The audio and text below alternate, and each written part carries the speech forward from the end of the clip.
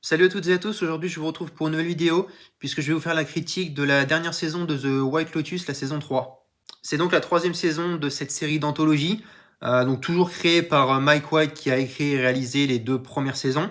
Donc pour ne pas faire une vidéo trop longue, je vais plutôt m'axer sur les différentes familles, les différents groupes de personnes qui ont composé cette troisième saison.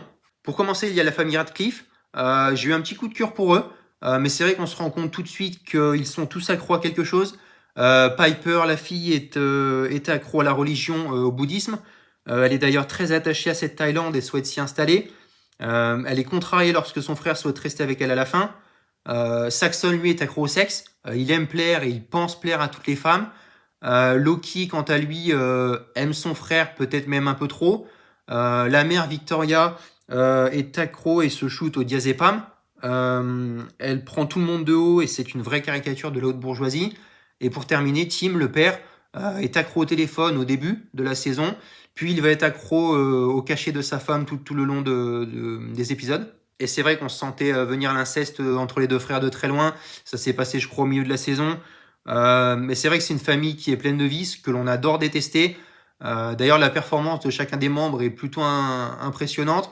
Moi, ça m'a fait plaisir de revoir Jason Isaac dans un projet très intéressant et dans un projet d'envergure. Son développement est très intéressant parce que c'est une véritable chute aux enfers qui le frappe via son travail. Il veut même plus de son téléphone au final. Il ment à sa famille sur sa grave situation, surtout financière. Il pense même à se suicider. Il se voit même tuer sa propre famille. Et vers la fin, il va y avoir l'histoire de l'arbre du suicide qui est très intéressante, qui est une idée très originale. Il a été mentionné au début de la saison. Et en fait, cet arbre du suicide qui produit des graines remplies, enfin qui sont empoisonnées. Et vers la fin, je crois que c'est le dernier épisode, Tim va faire un mélange mortel pour pouvoir se tuer lui et aussi sa famille. Il va au dernier moment revenir en arrière. Sauf que Loki, le plus jeune, va en boire une partie de la mixture. On pense qu'il va décéder, sauf que fort heureusement, il va revenir à la vie. Pour terminer sur cette famille, mention spéciale pour Sarah Catherine Hook, qui incarne le personnage de Piper. C'est la première fois que je vois cette actrice et franchement, mention spéciale à elle parce que je l'ai trouvée très impressionnante et très très forte dans ce rôle. J'en ai pas parlé, mais le générique et la musique changent. Alors c'est un peu dommage parce que moi j'étais un grand fan de la musique qui était iconique, qui était légendaire des deux premières saisons. Donc c'est un petit peu dommage. Maintenant le générique et la musique de cette troisième saison est très entraînante, très entraînante.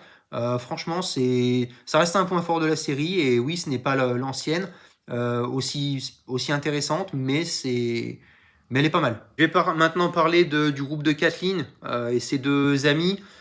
Il n'y a pas grand chose à dire là-dessus, si ce n'est que elles s'entendent bien au début. Ensuite, il va y avoir des tensions entre elles. Elles ne vont plus vouloir se parler, elles vont se critiquer.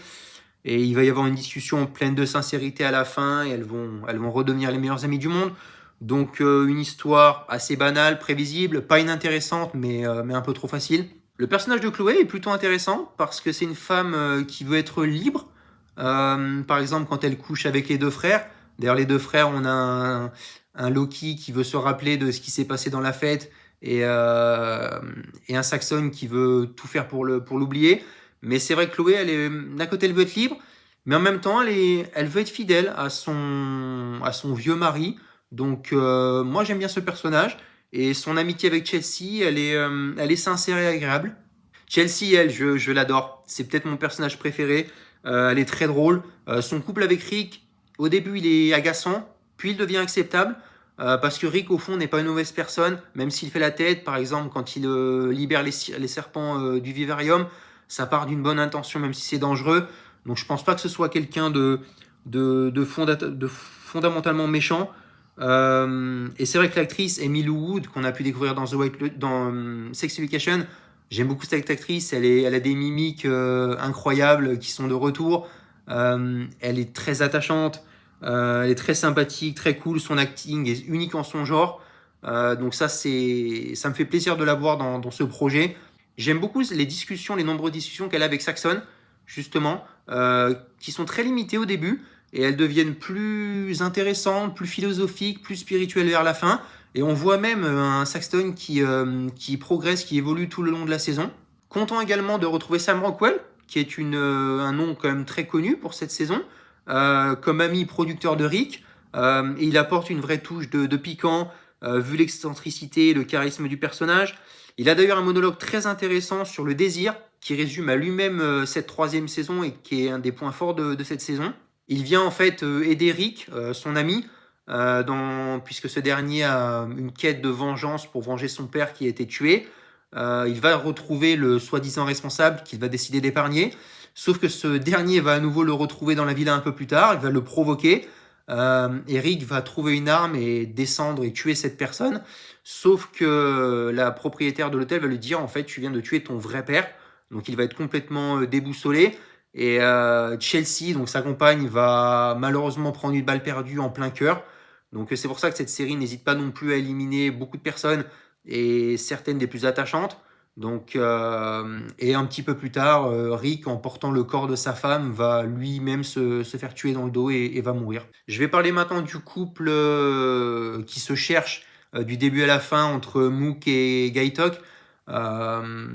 C'est vrai que c'est très touchant, même si on voudrait que leur relation passe la seconde et officialise. Mais c'est vrai que la série nous dépeint une Mook très intelligente, magnifique, et un Gaitok trop amoureux et pas assez ambitieux pour elle. La scène quand il récupère le pistolet à Tim est un petit peu trop simple. J'aurais aimé que ce soit un peu plus explosif. Il y a l'histoire du braquage aussi, qui au final n'est pas si important que ça, puisqu'il découvre que c'est Valentin, donc un des employés de l'hôtel, qui est responsable. Mais vu que c'est une personne trop gentille, Gaitok, il décide de ne pas le dénoncer. Il y a un fil conducteur, mine de rien, dans cette troisième saison, puisqu'il y a les personnages de Gary et de Belinda que l'on a vu dans les précédentes saisons, comme on avait vu Jennifer Coolidge lors des deux premières. Ils ont une histoire à régler.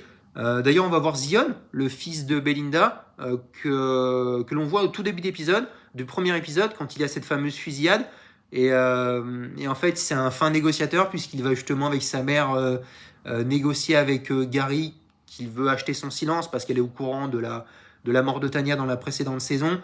Et mine de rien, elle va bien négocier avec son fils, puisqu'elle va récupérer 5 millions de la part de Gary. Donc voilà, cette saison, c'est au final une satire luxueuse de la réalité des personnes aisées et privilégiées, qui est une nouvelle fois proposée dans cette troisième saison. C'est un miroir de notre époque, tout simplement. Toujours sur un rythme très contemplatif, tout du moins lors des premiers épisodes, très lent, mais avec pas mal de suspense. C'est une des vraies forces de la série.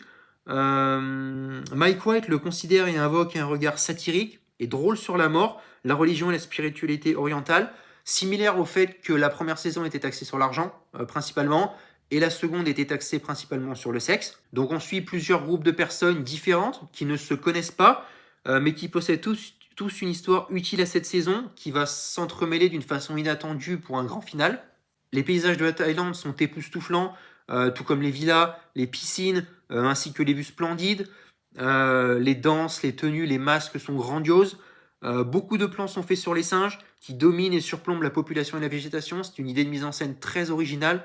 Tout comme les statues d'animaux, surtout celles représentant les singes, qui ont une utilité et une importance toute particulière dans la culture thaïlandaise. Et c'est vrai que pour terminer, il y a une photographie splendide, une palette de couleurs fantastiques cette saison. Donc voilà, au final, c'est l'une des meilleures séries HBO que l'on peut trouver, et l'une des meilleures séries d'anthologie dramatique que l'on ait vues ces dernières années. Une troisième saison passionnante à visionner, avec un final formidable, haletant et explosif, qui n'a pas peur, comme je disais, d'éliminer les personnes les plus attachantes de cette saison. Donc ça, c'est intéressant. C'est une vraie leçon de tension psychologique. Donc voilà, pour conclure, c'est une excellente saison qui poursuit l'histoire de ces fameux White Lotus légendaires à travers le monde. Et c'est vrai que pour reprendre le titre du dernier épisode, donc Amore Fati, il faut embrasser son destin. Je pense que ça résume parfaitement cette dernière saison. Voilà, je vais m'arrêter là pour cette critique. Dis-moi pour ceux qui l'ont vu, ce que vous en avez pensé dans les commentaires. Et moi, je vous dis à bientôt pour une prochaine vidéo.